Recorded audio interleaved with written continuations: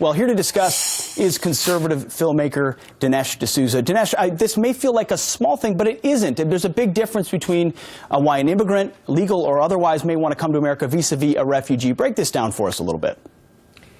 Well, America is a nation of immigrants. We're not a nation of refugees, and there's a critical difference between the two.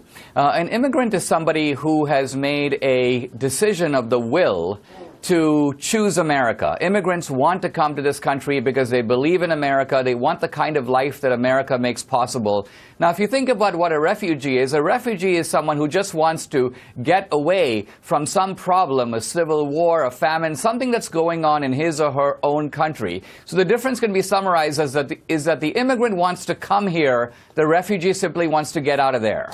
Now, does that help speak to what President Trump has talked about when he talks about allegiance, about loving your country? You can assume an immigrant coming here is seeking something, a better life or a love of America, vis-a-vis a refugee who may be fleeing something else, but they're bringing with them a different perspective that may not necessarily mean allegiance to the country they're coming to.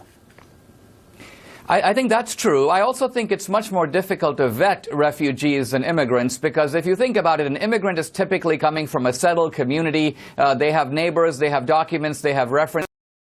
Check them out. A refugee is a displaced person, typically uprooted from their home, from their family, and so as a result it's much more difficult to figure out who that person is and whether or not they pose an actual threat when they come to this country. Dinesh, if you can, I know in some cases refugees are assigned or based on preference. I know for an interpreter in Iraq that I served with would come to America specifically, but are most refugees placed just where they're able to go, or do they get a choice in that process?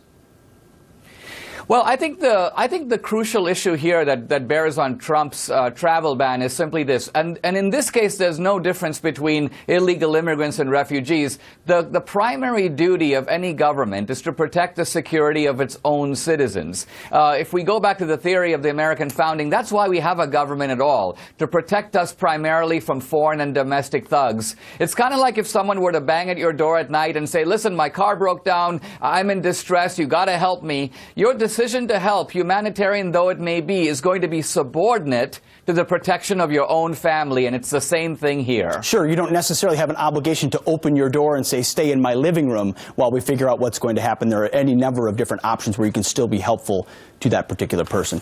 Dinesh D'Souza, thank you very much for breaking it down this morning. We really appreciate it. My pleasure. You got it.